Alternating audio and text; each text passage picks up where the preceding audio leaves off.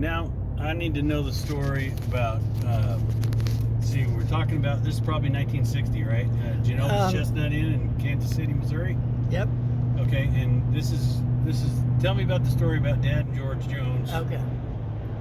So we went over to Genovas and watched the show, and then after the gig, we all got in the car and we're ready to go, and George says, hell, we don't have anything to drink.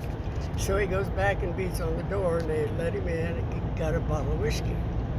So then we drove back over to the Kansas side, and we went to a place called the Crown Court Motel. And they were both just drunkard skunks, so I had to drive. We're talking about Forrest Lee Sr. and George Jones. Yes, we are. Yeah, okay. So I dumped him off at the motel, and I took the Cadillac and took it home, which I don't think they appreciated, but I parked it in my front yard because nobody in my neighborhood ever had a Cadillac, you know. Yeah. It's pretty poor. And then the next morning, your dad's manager, quote, manager, the guy that introduced me to him, came over and got the car, and then I don't know what they did after that. I'm sure George had to go to the airport. So, I don't know. Yeah, but what about the bathtub Oh, part? yeah, well, I guess George ended up in the bed, according to the manager, and your dad slept in the bathtub. And they just, they just went and finished off that whiskey and got to sleep. I don't think they even knew the car was gone until his name was Eddie Moore. And I don't think they really knew because they were so drunk. So, Yeah. but it was fun. Crazy times. I loved going to Charlie Genovas because I met all these stars, George, Buck Owens, Hank Thompson. I loved Hank Thompson. Yeah. Ernest Tubb. Lee T. Yeah, it was fun. Awesome. Your dad was pretty brave to put me and Gino on the bandstand because we had just barely learned. I mean, we went to an old place called the Old Red Barn in Kansas City, Kansas, and I had just learned to play that upright bass, and Gene was only, what, 15, 16, something like that? Yeah. Well, he always liked to get guitar players when they were 14, 15 years old. I mean, I remember the first gig I ever did with him, I was a little kid, but yeah. First gig I ever played with you, I was only, what, 10 or 11, right? When Harry broke his ankle. Yeah, pretty young. You turned out to be, I knew you were going to be a great guitar player and singer, but I didn't know that you would ever be as outgoing as you ended up being, like... Oh, Mom, that's nice. Huh? What?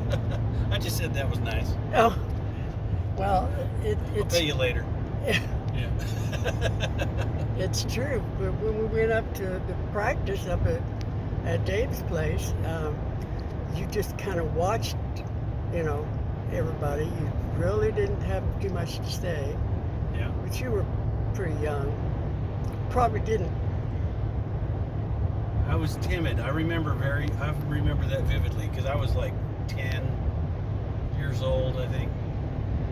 Yeah, you were pretty young. I know. And I just tried to steal everything I could off of Harry. Yeah, well, you surpassed him a long time ago. Harry was a nice guy, and he could play. He had his songs he could play like da dum dum da dum dum dum da da da. Yeah, Windy and Warm. Windy and Warm. I loved when he played that. Yeah. I remember playing that. Dad would take me and make me play that for people when I was like 7, because Yeah. I learned that first part when I was like 7 or 8 from the Uncle Bish tape, the Jerry Oh, Bishop yeah. tape, Yeah. because that was on there. Anyway, Well, you know, even when we first played out there with Gino, like I said, I just learned to play the bass and not very well. But you know what? I wasn't scared a bit. Probably because all my life, you know, all we did was sing yeah. and played some instruments, you know. So it didn't bother me. Now today, if I were to get on the bandstand, I'd be shaking like hell. Yeah, you know, that was kind of the way it was for me too. I wasn't scared of anything when I was a kid. Yeah. You know, I get up there and sing. You know, when I first got my liquor control permit, you know, when I was 15. Well, when I was 15, I was too young in Washington, but when we lived in Texas and I was 15, I would get up and sing all the Merle Haggard stuff and George Jones really? stuff. Oh yeah, I did all that stuff. I didn't know that. If somebody wanted a song that Dad didn't do, like any of the Merle Haggard or George Jones stuff, then I would get up and sing it, and he would just keep the money. Dad always kept the tip money. Oh well. I never got paid for it. That doesn't surprise me a bit. But yeah, that happened. That happened a lot. He would take me to the gigs, and I would do all the songs that he didn't do. So. How funny. And then when we moved back to Washington, when I was 16, I got a liquor control board permit so I could legally play in bars, but I'd have to leave during the breaks and go drink my beer out in the van. So. I'll tell you another funny story. When we were in California, we were playing at the Tropics? Yep. Yeah. And your dad had this bright idea to do a raffle.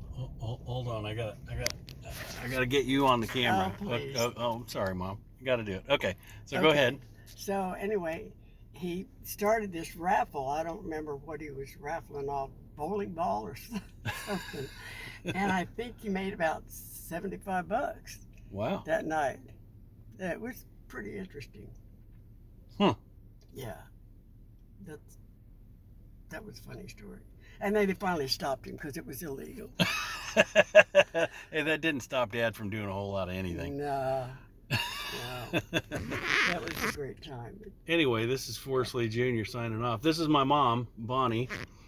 Hello. And we're going to be doing this a lot more often here, going over some of these stories and going over some of the tapes of Dad and trying to decipher what year he was talking about, because he was a big tree talker. So Yes, he was.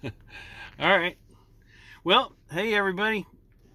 Log in, do whatever you got to do. Hit the like now button and subscribe and all that good stuff, and then you get to see my mom more often. Oh, yeah. Yeah. That's great. Merry Christmas, everybody.